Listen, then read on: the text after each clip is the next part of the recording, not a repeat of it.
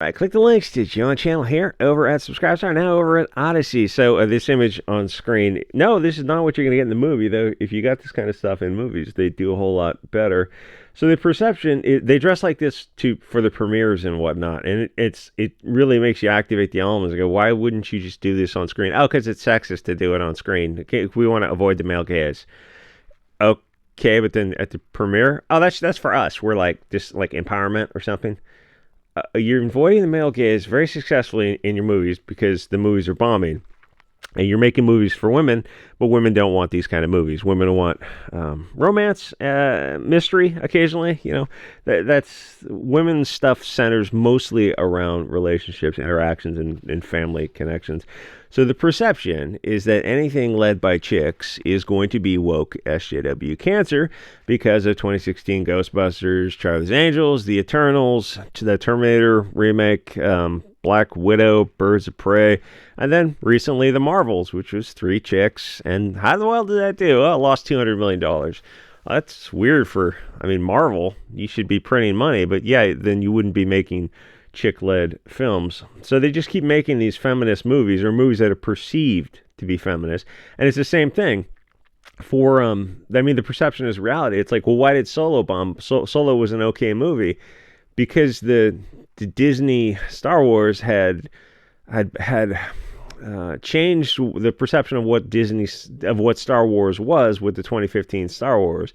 It's just like a checklist of woke SJW propaganda. So when Solo came out, which in its own right was a fine movie, it lost money. Which to say, oh yeah, Star Wars is losing money on movies now. Oh, how do you do that? Well, I introduced you to 2015 Star Wars with the. I think Rian Johnson did the first one. Abrams did the first one, Rian did the second one, and then Abrams did the third one. And all 3 were horrible movies.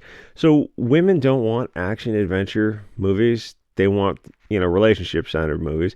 But Hollywood sees that as sexist because Hollywood sees reality as sexist. So they have to continue to make movies, that they think are... It's weird. It's like they don't believe in the concept of male or female.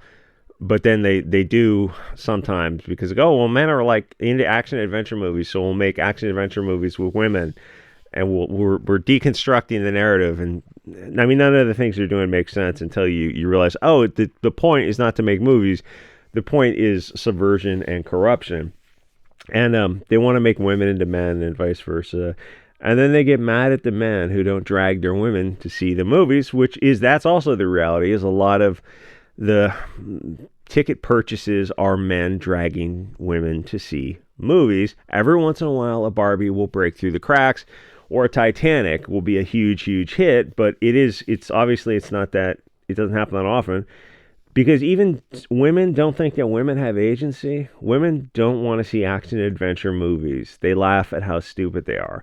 But now Hollywood is making them for women, so it puts the feminists in a tough position. Like, they're still not going to go see a movie. They're not going to pay $15, $20 to go see a movie they're not interested in, even if it is a feminist movie. That's not going to happen. So the movies lose money. Because Hollywood is controlled by globalist parasites who have to destroy everything they touch. We're deconstructing like any functioning society and destroying it. Yes, because they're demonic agents of chaos. They're I don't know, I guess like demonic forms, but they're cloaked in this corporal form to kind of fool you. Because the goal of Hollywood isn't to make movies, it's to destroy the family, and they use the power of media brainwashing to try to do it. And in a just world, there would be an alt Hollywood that makes movies about these demons in Hollywood who are going to islands to make blackmail videos for foreign intelligence services, on politicians. It's like, why do these politicians vote in such a strange way? It seems to be, there's probably a video of them on that island. Or even, make a movie about the lack of investigation into that island. It's kind of weird that the media and government just accepted the story and just kind of moved on. Well, it's not really that weird, I guess, because anyone looking at that goes, I really don't want to be, Seth Rich or Epstein or something. So I'm just going to move on. It's not worth it. Weird. So there seems to be a lack of certain videos on a lot of topics. So let's see what people are saying about these women covered in sticky white ropes. That sounds like a splashing rudely Wonder Woman combination. So the only film Sony put out with a lower score is Morbius, which holds at 15%.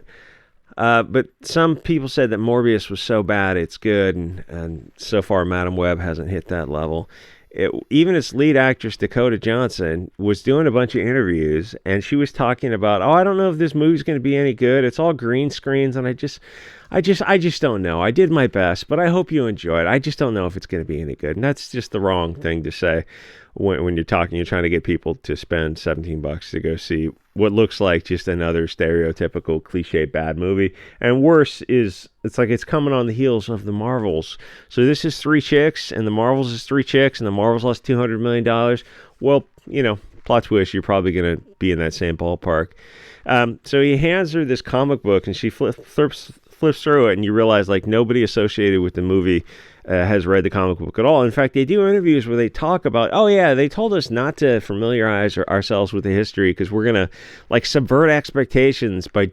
So what that means is they're just taking the name. It could be Lord of the Rings with Rings of Power, or The Witcher, or any of these kind of movies. What was that thing from the 80s with the the little people were running around, and they just recently remade it for like Amazon or something. The Amazon did another thing before Rings of Power, Wheel of Time with Robert Jordan, but that just slipped right off the radar. Now, I think it's still on, but apparently nobody watches it. So what they do is subvert expectations. Means we have name recognition with Spider-Man or something. This is associated with Spider-Man, and we're going to make this movie, but it's not going to have any relationship to the comics.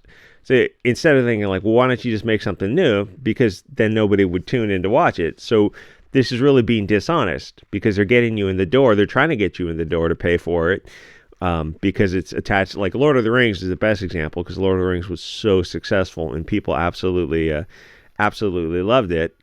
But then they got Rings of Power and they're like, what the hell is this? And I guess Disney did it with Star Wars, and now Marvel is doing it with their own movies, where Madam Web, they're completely unfamiliar with it. Fair enough, grade B, grade C character or whatnot. Anyway, so then they give you like, it's just a woke diversity checklist. But I will say it doesn't seem to be working because the movies are losing money. So, they've kind of painted themselves in a corner, but it also seems like it's a corner they're happy to be in. So it's hard to claim anyone had high hopes for Madam Web, as her comic book character is an elderly woman suffering from disabilities who just happens to be connected to Spider-Man through clairvoyance and telepathic abilities. But Sony seems determined to F themselves in the A with their own cinematic version of AIDS and monkeypox.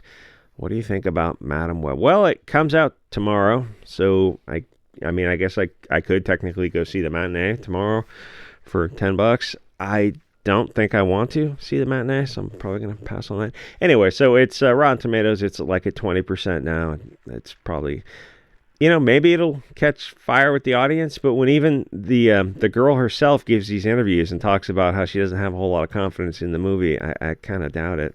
Oh, this is the other weird thing. Is the lead actress, Dakota Johnson, who was a 50 Shades star, which I got to admit, I never read the books or saw the movie. Why would I? Prior to the release, by dropping her talent agency. That's a little bit weird, where even just the optics of it, you would wait until the movie came out. And then she gave these interviews where she was slamming the production as a mess.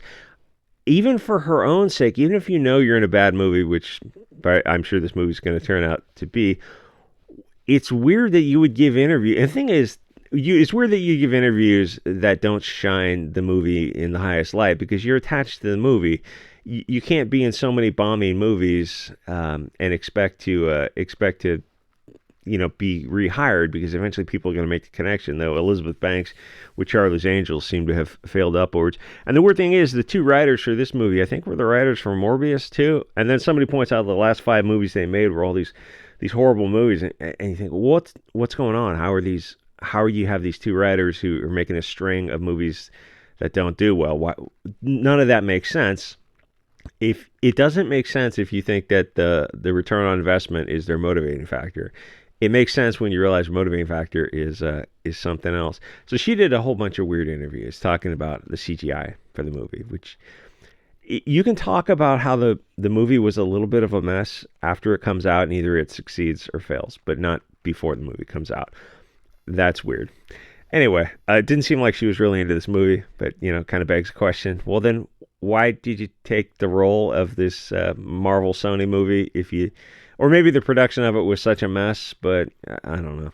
Anyway, like, comment, subscribe. Maybe I'll check out the movie tomorrow. I mean, even as I say it, I realize, no, I guess I really don't want to watch the movie. I'll probably wait tomorrow night, and by that time it'll be sailing the high seas, if you know what I'm saying.